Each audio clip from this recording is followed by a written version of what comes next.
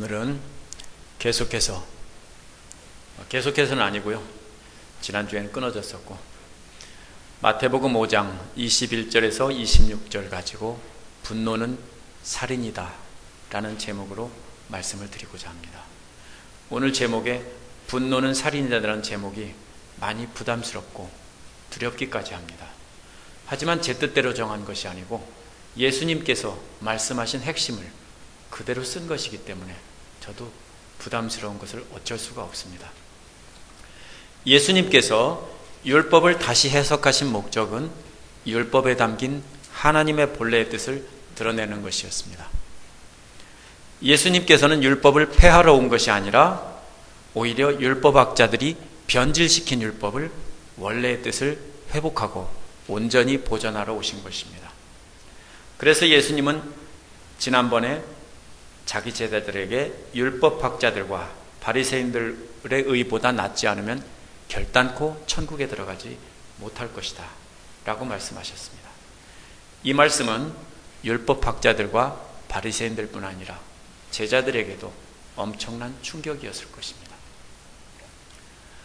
오늘 본문은 살인하지 말라는 계명에 대해서 율법학자와 바리새인보다 나은 의가 무엇인가 보여주는 첫 번째 예입니다. 이 말씀은 예수님 당시 사람들에게만 충격적이었던 것이 아니라 오늘 우리에게도 충격적인 말씀입니다. 엄청난 부담이 되는 말씀입니다. 어쩌면 부담스러워서 다시는 읽고 싶지 않을 그런 말씀이기도 합니다. 이렇게 충격적인 오늘 본문을 통해서 우리는 어떻게 율법학자나 바리새인들보다 더 나은 의를 이룰 수 있는지 알아보는 시간을 갖도록 하겠습니다. 예수님 당시의 사람들은 살인하지 말라는 계명을 잘 알고 있었고 그 계명에 대해서는 대부분 양심의 가책을 느끼지 않고 있었습니다. 왜냐하면 자신들은 살인하지 않았기 때문입니다. 그렇기 때문에 계명을 잘 지킨 거라고 생각했습니다. 하지만 이러한 생각이 분명히 잘못되었다는 것이 바로 예수님의 지적입니다. 우리가 잘 알다시피 창세기 1장 26절에 보면 삼위일체의 하나님께서 우리를 창조하실 때 하나님의 형상을 따라 지었다고 말씀하고 있습니다. 이는 우리의 얼굴이나 손과 발이 하나님과 닮았다는 뜻이 아니라 우리의 성품이 하나님과 닮았다는 뜻입니다. 그렇다면 살인이 무엇입니까? 살인은 하나님께서 창조하신 소중한 하나님의 형상을 파괴하는 것입니다. 그렇다면 사람을 죽이면, 원문에서는 사람을 죽이면이라는 뜻입니다. 살인죄라는 뜻이 아니고요. 그러면 사람을 죽이면 무조건 다 죄입니까? 한번 생각해 봅시다. 의로운 전쟁은 어떻습니까? 이번에 북한이 예고 없이 연평도를 공격해와서 무고한 민간인들까지 많이 죽었을 때 살인하지 말라고 했습니까? 죽이지 말라고 했습니까? 그냥 앉아서 죽어야 합니까? 강도가 여러분 집에 들어왔습니다. 그래서 총이 든 칼로 여러분 가족을 위협하고 하나씩 죽이고 있을 때 여러분은 가만히 앉아서 가족과 여러분이 다 죽는 것을 가만히 보고만 있어야 됩니까? 죽이지 말라 했으니까요. 미국에서뿐 아니라 한국에서도 이런 경우는 정당방위라고 해서 살인으로 취급하지 않습니다. 또 사형을 집행하는 사람은 어떻습니까? 그들은 단지 정부의 관리일 뿐이고 법에 따라 사형을 집행할 뿐입니다. 사형을 찬성하는 사람들은 이런 경우에 사람 죽이는 것을 살인으로 보지 않습니다. 이들이 생명을 가볍게 여기기 때문에 살인을 허용하는 것이 아니라 하나님께서 지으신 인간의 생명이 무엇보다 존귀하기 때문에 이를 파괴하는 사람은 처벌해야 한다고 하는 것입니다. 자, 이와는 반대로 사형을 폐지한다고 해야 한다고 주장하는 사람들이 있습니다. 이들은 살인자의 생명도 보호해야 한다라고 주장을 합니다. 하지만 이들이 잊고 있는 것은 희생자의 그 아픔들은 돌아보지 않는 겁니다. 만약에 자기 자식들이나 자기 아내가 그렇게 억울하게 희생을 당했다고 했을 때 그때도 살인자의 생명을 보호해야 된다고 소리칠까요? 저들은 휴머니스트들입니다. 하지만 하나님께서 말씀하신 원리는 그런 것이 아닙니다. 자, 자기 일이라고 한다면 그렇게 쉽게 말하지 못합니다. 성경은 뭐라고 말하고 있습니까? 창세기 9장 6절을 함께 읽어보겠습니다. 화면 띄워주세요. 눌러주시면 나옵니다. 시작. 사람을 하나님의 형상대로 지음을 받았으니 누구든지 사람을 죽인 자는 죽임을 당할 것이다. 성경은 무조건적인 평화론자들을 지지하지 않습니다. 성경은 사형 찬성론을 지지하는 편입니다. 사형 반대론자들은 수많은 선량한 사람들이 죽고 불구가 되었어도 그들도 동일하게 보호해야 된다라고 주장하는 것입니다. 따라서 사람을 단순하게 죽이지 말라고 해석하는 것은 이 계명을 잘못 이해하는 겁니다. 여기서 죽이지 말라는 말에서 제외되는 것은 자신을 보호하는 것이나 아니면 극악무도한 범인에 대해서 사형 집행하는 것 같은 것들은 제외하는 말입니다. 다시 말하면 살인죄에 해당하는 범죄를 범하지 말라는 것입니다. 이러한 살인에 대해서 22절에서 예수님은 다시 정의하고 있습니다. 함께 읽어보겠습니다. 마태복음 5장 22절 시작. 그러나 나는 너희에게 말한다. 자기 형제나 자매에게 성내는 사람은 누구나 심판을 받는다. 자기 형제나 자매에게 얼간이라고 말하는 사람은 누구나 공의회에 불려갈 것이요 또 바보라고 말하는 사람은 지옥불에 던져질 것이다. 여기서 원문에서는 자매가 없습니다. 서운하게 생각하지 마시기 바랍니다. 그냥 사람들이라는 뜻입니다. 그러나 나는 너희에게 말한다는 무슨 뜻입니까? 하나님 말씀이 왜곡되어 전달되고 있기 때문에 하나님의 본래의 뜻을 다시 알려주겠다라는 말입니다.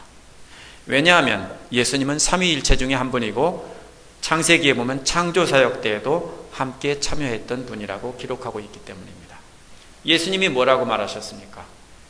형제에게 성을 내는 사람은 누구나 심판받는다고 했습니다. 심판받는다는 말이 뭡니까?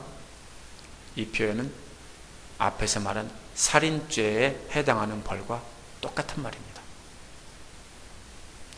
즉 다시 무슨 말입니까? 살인을 하지 않았어도 분노를 표시하면 곧 살인이다라는 말입니다. 참 당황스러운 말씀입니다.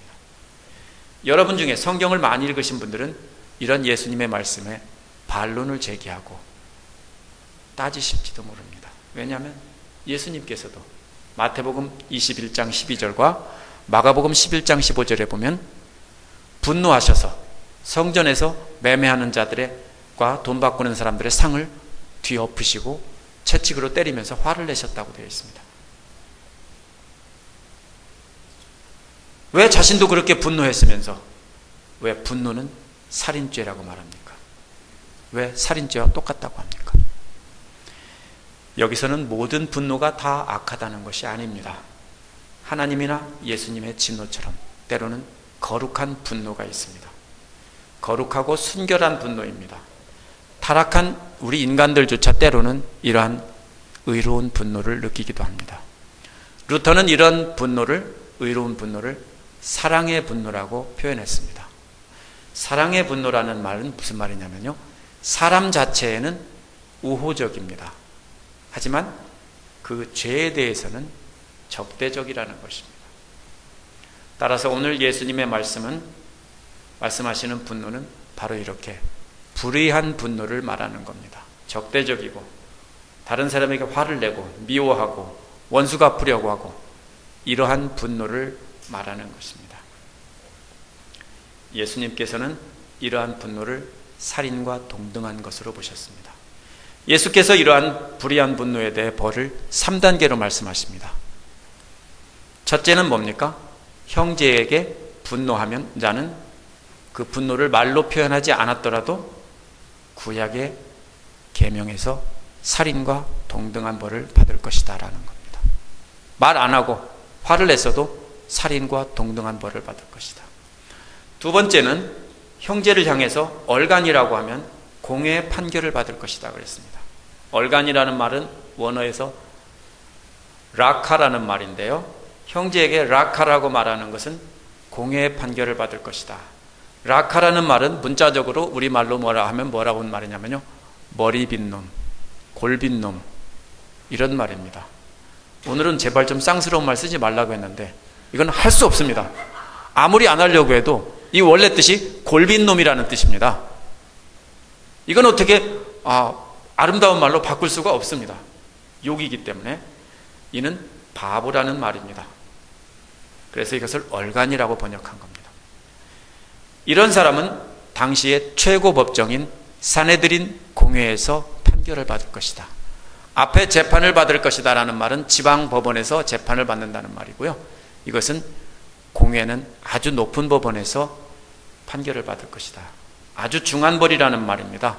살인죄보다 훨씬 중한 벌을 받을 것이다 라는 것입니다.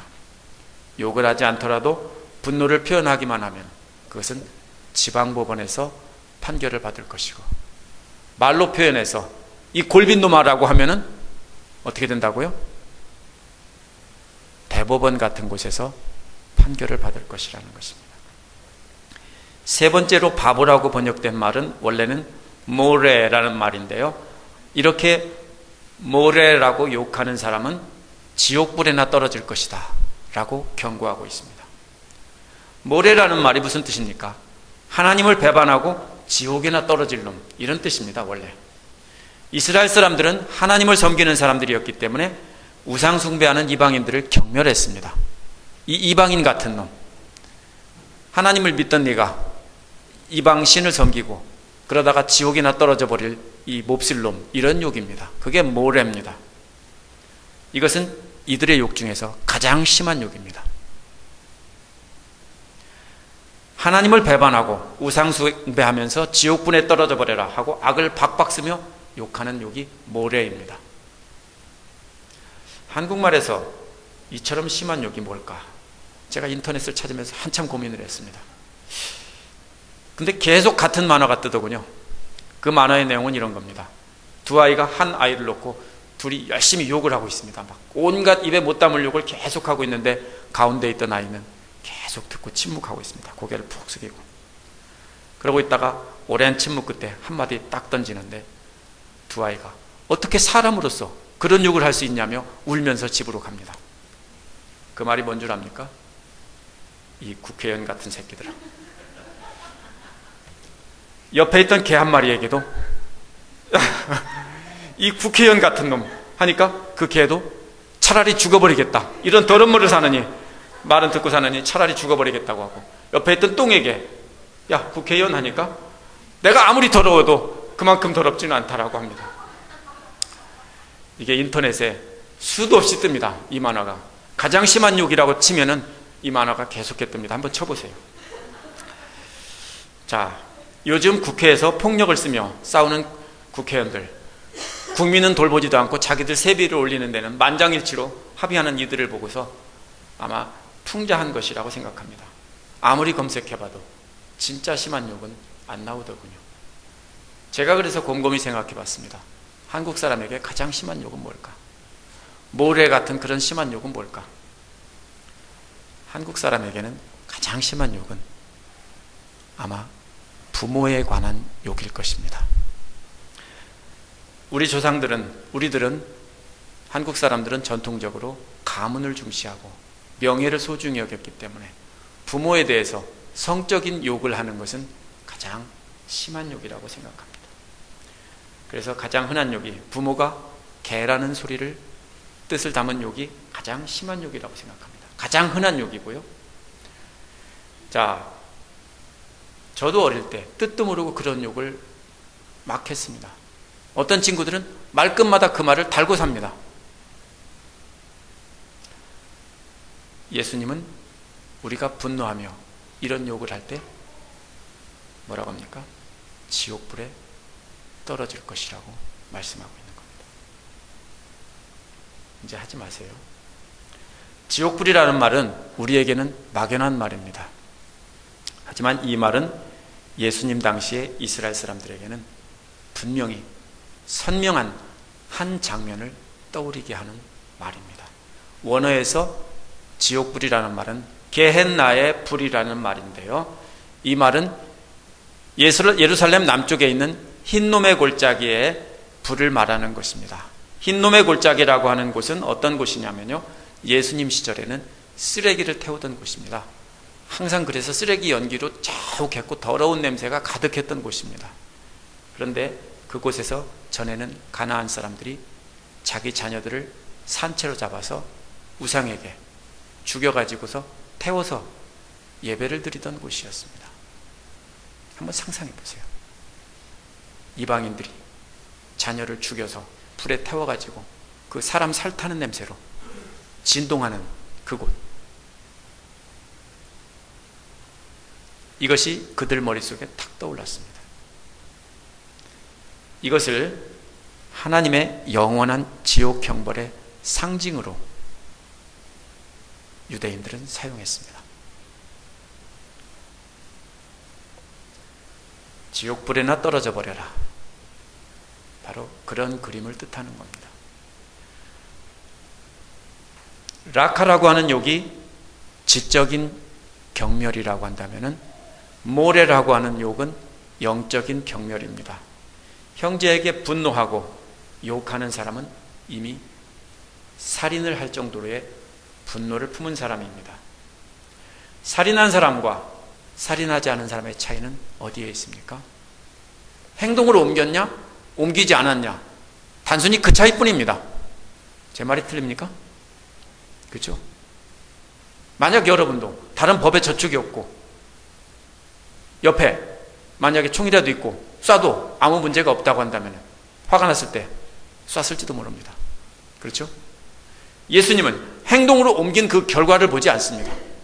오늘날 법은 무엇을 봅니까? 결과론만 봅니다. 가게에서 물건 훔쳐가지고 나가다가 걸렸는데도 문 앞에서 놓고 문 밖으로 나가면은 처벌할 수 없답니다. 왜냐하면 결과만 보기 때문입니다. 하지만 예수님은, 하나님은 결과를 보지 않습니다. 그 마음을 보시기 때문에 마음의 중심을 보시는 것입니다. 예수님 당시에 율법학자들과 바리새인들은 살인죄는 세상 법정에서 심판을 받을 것이다 라고 가르친 겁니다. 거기서 재판을 받을 것이라는 말은 그 당시에 지방 법원에서 재판을 받는다는, 심판을 받는다는 것을 분명히 말하고 있는 것입니다. 따라서 실제로 칼을 들어서 남을 찌르지 않아서 피 흘려서 죽게만 하지 않는다면 아무리 미워하고 저주했어도 세상 법정에서 처벌은 면할 수 있었습니다. 하지만 예수님은 사람들 앞에서만 지키면 되는 것이 아니라 하나님의 주신 계명은 하나님 앞에서 지켜야 된다라고 말씀하고 계신 것입니다. 왜냐하면 하나님은 우리가 행동하기 전에 이미 마음을 보고 계시기 때문입니다. 우리 마음에 칼을 갈고 있는 사람은 이미 살인자와 똑같다는 것입니다. 그렇기 때문에 이 세 가지 처벌은 세상 법정의 처벌이 아니라 하나님의 법정에서 그렇게 심판한다는 것을 상징적으로 표현한 것입니다. 분노한 사람을 어떻게 처벌합니까? 하나님께서 재판할 것이라는 것이고요. 라카라고 한 사람을 어떻게 수프림 코트에 넘깁니까? 그거는 상징적인 말입니다. 하나님께서 더 심한 벌로 처벌할 것이라는 것이고요. 모래라고 욕한 사람은 그보다 더 심한, 그냥 최고 형벌인 지옥불에 떨어지게 한다는 것은 바로 하나님께서 그렇게 심판한다는 것이지 세상에서 그렇게 심판한다는 거 아닙니다. 여러분, 하나님이 두렵지 않고 단지 세상에서 처벌만 두렵다면 여러분은 계속 하셔도 좋습니다. 하지만 여러분이 하나님 앞에 서 있고 하나님을 두려워하는 사람이라면 하지 말아야 합니다. 하나님은 외모를 보시지 않습니다. 하나님은 사람의 중심을 보십니다. 역대상 28장 9절에 보면 주님께서는 모든 사람의 마음을 살피고 모든 생각과 의도를 아신다고 하셨고, 잠언 16장 2절에서도 사람의 행위는 자기 눈에는 모두 깨끗하게 보이나 주님께서는 속마음을 꿰뚫어 보신다고 했습니다. 그러므로 여러분이 여러분 자신이 보기에는 의롭다라고 생각할지 모르지만 하나님 눈에는 살인자가 될 수 있는 것입니다.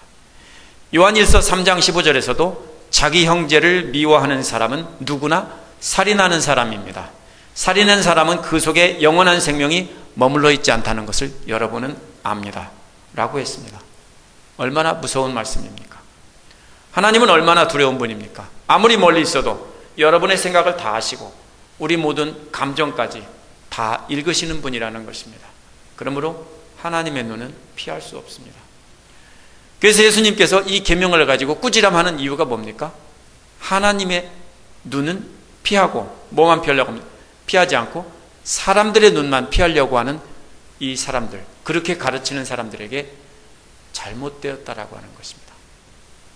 하나님 앞에서 계명을 지켜야 되고 하나님께서 심판하실 것이라는 것입니다. 이 3단계의 분노에 대한 심판을 오늘날식으로 바꾸면 이런 말입니다. 여러분이 우리 교회에 다른 형제 자매에게 분노를 표시한다면, 욕을 안 했다고 해도 여러분은 하나님 법정에서 심판을 받을 것이다. 여러분이 다른 형제에게 화가 잔뜩 나서 이 돌대가리야 아니면 골빈년아 라고 말한다면 여러분은 하나님의 최고 법정에서 심판을 받을 것이다. 여러분이 형제자매에게 개 XX라고 부모를 경멸하는 욕을 한다면 여러분은 영원한 지옥불에 떨어질 것이다. 이런 말입니다. 잘 모르고 지내는 사람에게 이렇게 화낼 일이 없습니다. 대부분 우리는 누구하고 이렇게 화를 냅니까? 가까이 있고 자주 만나는 사람들에게 화를 내고 욕을 합니다. 왜냐하면 아직도 우리 자신이 우리 속에 살아서 우리 자신이 법이기 때문입니다. 우리는 잘 알고 만나는 사람에게 분노를 표시하면서 욕을 해서 상처를 주는 경우가 너무 많습니다. 하지만 이제부터 조심하시기 바랍니다. 우리 주님께서는 분노는 살인이라고 하셨기 때문입니다. 이 말씀을 듣고 나면 걱정이 되실 것입니다. 수도 없이 분노하고 정말 화가 나면 욕도 했는데 이제는 하나님 앞에 가서 심판받을 일만 남았다. 지옥에 떨어질 것이다. 이렇게 걱정하는 분이 계실 겁니다. 마음속에 치미는 분노를 어떻게 막냐? 내 마음대로 어떻게 다스리냐? 이런 생각도 하실 겁니다. 우리 힘으로는 할 수 없습니다. 성령님께서 우리를 다스려 주셔야만 우리가 할 수 있습니다. 마음속에 참아나는 분노를 다스리지 못할 때 그것은 살인죄에 해당하는 것입니다. 정말로 화가 날 때는 그 사람을 위해서 기도하시기 바랍니다. 켈빈 존슨에 관한 이야기는 이렇게 분노했을 때 분노를 어떻게 처리하는가 하는 것을 교훈을 줍니다. 켈빈 존슨은 조지아주의 클레이톤 카운티에서 1983년도에 강간죄로 기소되어 무기징역을 선고받은 사람입니다. 켈빈 존슨은 무기징역을 선고한 판사 앞에서 이렇게 말했습니다. 하나님께서 증인으로서 이 자리에 계십니다. 나는 이 죄에 관해서 거짓으로 기소되었습니다. 나는 죄가 없습니다. 나는 진실이 밝혀지도록 예수 그리스도의 이름으로 기도할 것입니다. 16년 후에 켈빈은 다시 재판정에 섰습니다. DNA 유전자 검사를 통해서 그가 진범이 아니라는 것이 밝혀졌습니다. 참 억울하겠죠? 켈빈도 처음 몇 년간은 감옥에서 갇힌 것을 분노했고 그 사람들에게 어떻게 됩니까? 화가 잔뜩 나서 욕하고 했겠죠. 그렇게 했다고 인정을 했습니다. 하지만 그가 그의 삶을 하나님 앞에 헌신했을 때 그는 그 분노를 다 버릴 수 있었다고 말하고 있습니다. 우리는 우리의 분노를 처리할 수 없습니다. 오직 하나님 앞에 내려놓고 기도할 때 성령님께서 도우시기 때문에 할 수 있습니다. 다른 성도님들에게 화가 날 때 기도하시기 바랍니다. 하지만 기도할 때 이렇게 기도하지 마십시오. 하나님, 저 아무개 집사 버릇 좀 고쳐주세요. 아무개 집사가 좀 바르게 살게 해주세요. 이렇게 기도하지 마시기 바랍니다. 이것은 마치 여러분이 스스로 의로운 재판장이 되어서 자신은 의로운데 다른 사람은 의롭지 않다라고 심판하는 것과 같은 태도입니다. 그 심판은 여러분이 하는 게 아닙니다. 하나님이 하시는 겁니다. 우리는 죄인이기에 다른 사람을 심판할 자격이 없습니다. 기도하실 때 켈빈 존슨처럼 하나님 앞에 전적으로 맡기십시오. 벌하시는 것도 하나님이 하실 일이고 심판하실 것도 하나님 하실 일입니다. 그러므로 하나님께 다 내려놓고 기도하시기 바랍니다. 그리고 미운 사람을 위해서는 축복 기도하십시오. 싫어도 억지로 하십시오. 저도 정말로 화가 나고 미운 마음이 들었을 때 그렇게 기도했습니다. 사실 금방 되지 않았습니다. 몇 개월이 걸렸는지 1년이 걸렸는지 모릅니다. 매일 기도할 때마다 그를 축복하는 기도를 했을 때 마음속에서 미움이 사라졌습니다. 그리고 뭐가 들었습니까? 긍휼히 여기는 마음이 들기 시작했습니다. 자, 바로 성령의 역사가 바로 그런 것입니다. 여러분이 분노가 있을 때 분노를 표현하지 마십시오. 그리고 그를 위해서 축복하는 기도하십시오. 분노에 관해서 우리가 어떻게 해야 되는지 예수님께서 두 가지 예화를 들면서 설명하고 계십니다. 첫 번째 예화가 23, 24절에 나옵니다. 함께 읽어보겠습니다.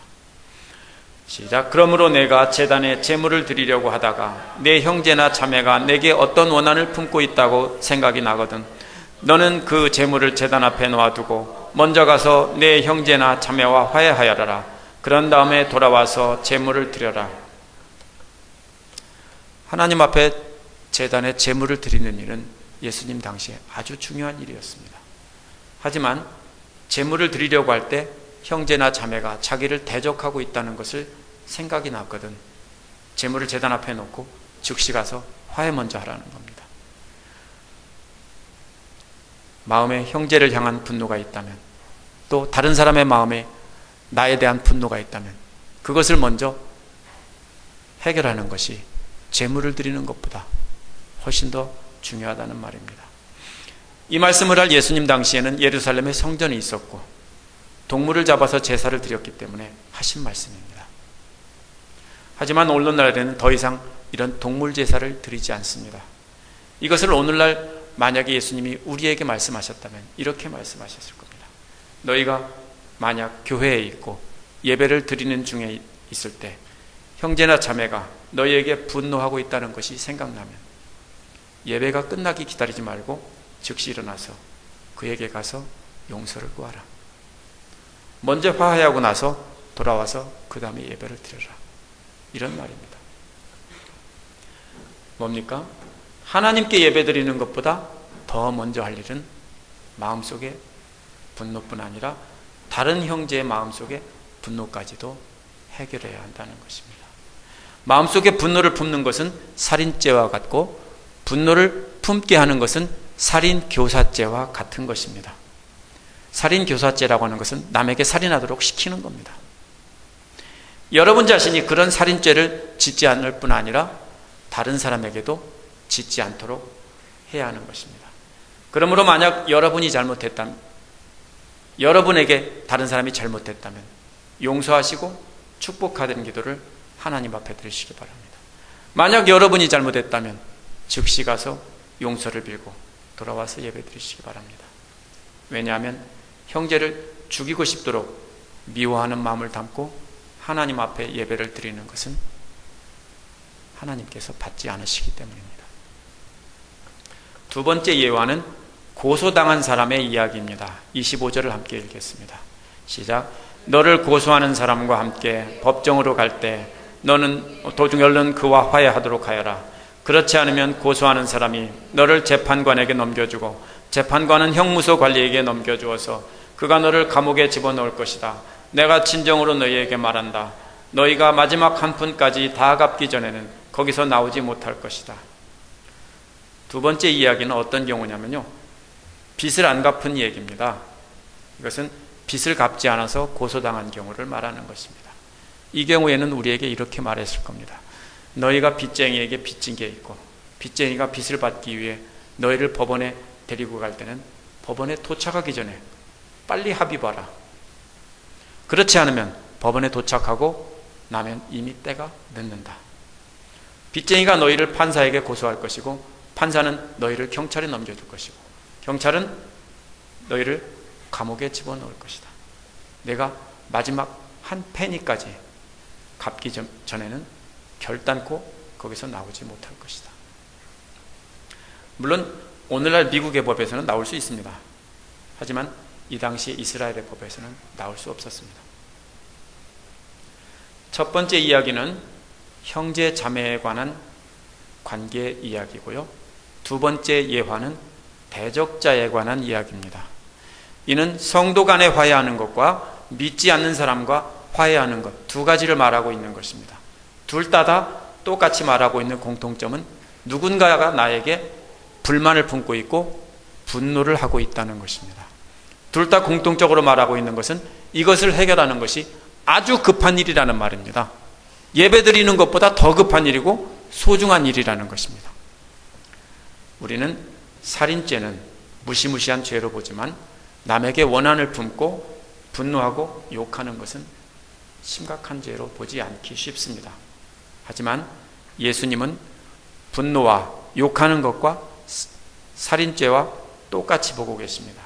왜냐하면 하나님은 우리의 외모나 행동 자체를 보시는 것이 아니라 우리 마음의 중심을 보시기 때문입니다. 바울도 로마서 12장 18절에서 똑같은 말을 했습니다. 여러분 쪽에서 할 수 있는 대로 모든 사람과 더불어 평화하십시오. 화평하게 지내십시오. 물론 해도 안 될 때도 있습니다. 하지만 이 말은 최선을 다하라는 것입니다. 만약 우리가 살인하지 말라는 계명을 어기고 싶지 않다면 우리는 모든 사람과 평화할 수 있도록 가능한 모든 노력을 다해야 합니다. 오늘 말씀은 율법학자와 바리새인들보다 나은 의가 무엇인지 가르쳐 줍니다. 이것은 그들보다 계명을 더 많이 지키고 잘 지켜서 얻는 것이 아닙니다. 그들에게서 잘못된 태도를 고쳐야 된다는 것입니다. 그들이 자기의 의를 지키고 있을 때 우리는 하나님의 의를 지켜야 된다는 것입니다. 우리는 사람들 앞에서 지키는 것이 아니라 하나님의 앞에서 서 있다는 생각으로 하나님의 마음을 알고 우리가 그것을 지켜야 한다는 것입니다. 이것이 바로 바리새인과 율법학자들보다 나은 의가 되는 것입니다. 이것은 오늘 말씀뿐 아니라 앞으로 계속되는 예가 계속 나옵니다. 바리새인과 율법학자들보다 더 나아지지 않으면 천국에 가지 못한다 할 때 첫 번째 시리즈고요. 두 번째, 세 번째, 네 번째 계속 나옵니다. 거기에서 계속 동일하게 나오는 말씀이 바로 그것입니다. 우리가 하나님의 마음을 알고 하나님 앞에서 실천해야 된다는 것입니다. 자, 여기서 네 가지를 한번 생각해 보겠습니다. 첫째로 우리는 자신이 판단하는 의는 철저하게 버려야 합니다. 교회 다니면서 아직도 자신이 남보다 의롭다고 생각하고 남을 판단한다면 여러분은 율법학자고 바리새인입니다. 우리가 주님께서 다시 해석해 주신 계명을 바로 이해한다면 우리의 의는 털끝만치도 없다는 사실을 깨달아야 합니다. 저와 여러분 모두가 다 똑같은 살인자입니다. 아닌 분이 있으면 한번 나와 보십시오. 둘째는 우리는 오직 그리스도의 의만 철저하게 의지해야 합니다. 예수 그리스도만이 의를 이룰 수 있고 우리가 아무리 노력해도 그 의는 이룰 수 없습니다. 오직 그리스도의 뒤를 따라갈 때 그리스도께서 그 옷자락으로 우리를 덮어주실 것입니다. 우리에게는 의가 없습니다. 예수님 옷자락만 꼭 잡고 전적으로 의지할 때 하나님께서 우리를 예수님 모시고 의롭다고 해주시는 것입니다. 세 번째로, 하지만 예수님만 철저하게 의지한다고 해서 우리는 아무것도 안 해도 된다 이렇게 생각하면 안 됩니다. 우리는 예수님처럼 되기를 소원하고 따라가야 하는 것입니다. 물론 예수님과 똑같이 될 수는 없습니다. 하지만 예수님을 표본을 삼아서 계속 따라가야 하는 것입니다. 오늘 죄짓고 내일 회개하고 또 죄짓고 모레 회개하고 이렇게 하는 것이 기독교인의 생활이라고 한다면 큰 오산입니다. 예수님만 철저하게 의지하는 사람은 예수님을 날마다 닮아가야 하는 것입니다. 예수님을 믿으면 다 용서받으니 할렐루야 하고 외치고 거룩만 외치고 살면서 아직도 삶에서는 사람들을 분노하게 만들고 서로 싸우고 이간질하게 만들다면 그것은 정확히 누가 하는 일이냐면 마귀가 하는 일입니다. 왜냐하면 원어에서 마귀라는 말의 뜻은 그리스어에서 이간질하는 자라는 뜻입니다. 마지막으로 예수님을 닮기 위해서 성령의 도우심이 절대적으로 필요합니다. 성령님을 마음에 모시고 사는 사람들만이 예수님을 닮을 수 있습니다. 성령님을 모시고 사는 사람들은 이간질을 하지 않고 오히려 화평케 합니다. 성령님을 모시고 사는 사람들은 그 마음에 우리 주님처럼 형제자매를 긍휼히 여기는 마음이 있습니다. 여러분이 만약에 불쌍한 사람을 보고 긍휼히 여기는 마음이 안 들고 미운 마음이 자꾸 들고 시기하는 마음이 든다면 한번 여러분 생각해 보시고 기도하셔야 됩니다. 내 마음속에 뭐가 들었나? 성령이 계신가? 성령의 사람은 마귀의 사람인지 아는 방법을 어떻게 합니까? 바로 그것입니다. 불쌍한 사람을 보고 어려운 사람을 보고 긍휼히 여기는 마음이 드는 사람은 성령의 사람입니다. 하지만 그런 사람을 보고 죽이 싶도록 믿고 원한에 사무치게 생각하고 불쌍히 여기는 마음이 하나도 없다면 마귀의 사람입니다.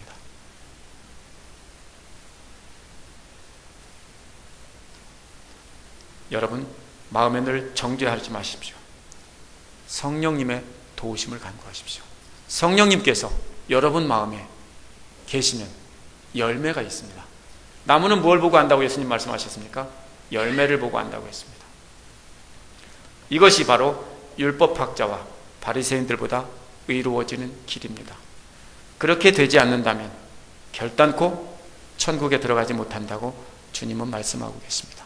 여러분이 예수님처럼 그렇게 되어야만 천국에 간다는 말의 뜻이 아닙니다. 하나님의 마음을 알고 하나님의 마음이 무엇인가를 알고 그 말씀을 따르려고 노력하며 사는 사람이 천국에 들어간다는 것입니다. 여러분이 의를 이룬다고 하면 여러분은 다시 율법학자와 바리새인이 되는 겁니다. 분노는 살인죄라고 말씀하십니다. 이것을 기억하고 하나님께 모든 것을 맡기고 분노를 내려놓는 저와 여러분 되셔서 함께 천국에서 만나서 함께 인사할 수 있는 저와 여러분 되시기를 간절히 축원합니다. 기도하겠습니다. 우리 시간 함께 이 말씀을 기억하면서 아직도 우리 마음에 분노가 있는지, 혹시 다른 사람의 마음에 나에 대한 분노가 있는지 한번 생각해 보시기 바랍니다. 그리고 내 마음에 그런 분노를 다 주님 앞에 내려놓으시기 바랍니다. 그리고 이제 주님께서 모든 분노를,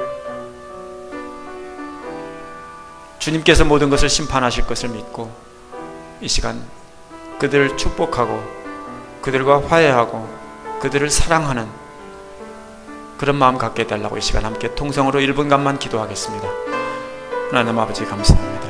이 시간 아버지 우리가 살아오면서 수많은 분노와 욕하고 아버지 질투하는 일을 많이 했습니다.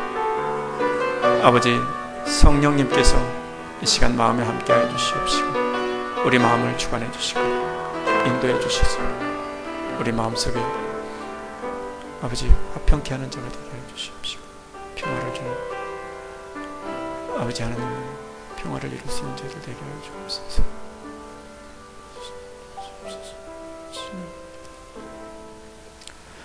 아버지 하나님 참으로 감사합니다. 저희들에게 귀한 말씀 주시니 감사합니다.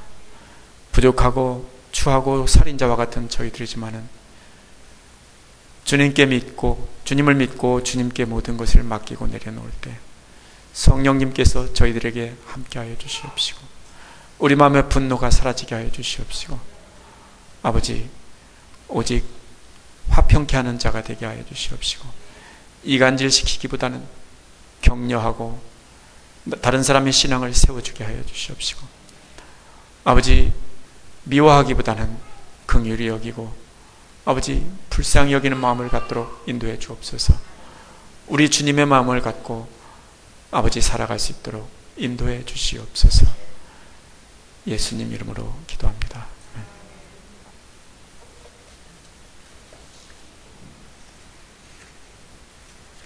예, 한 가지 빠진 게 있습니다. 장권사님 87세 생신 때문에 알라바마주에 살고 있는 따님과 남편 그리고 외손녀가 참석했습니다. 죄송합니다. 제가 광고를 못해서. 우리 함께 한번 잠깐 일어나 주시고요. 우리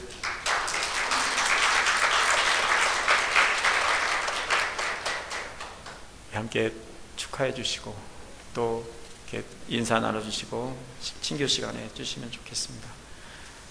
다 함께 일어나셔서 찬송가 276장 부르겠습니다.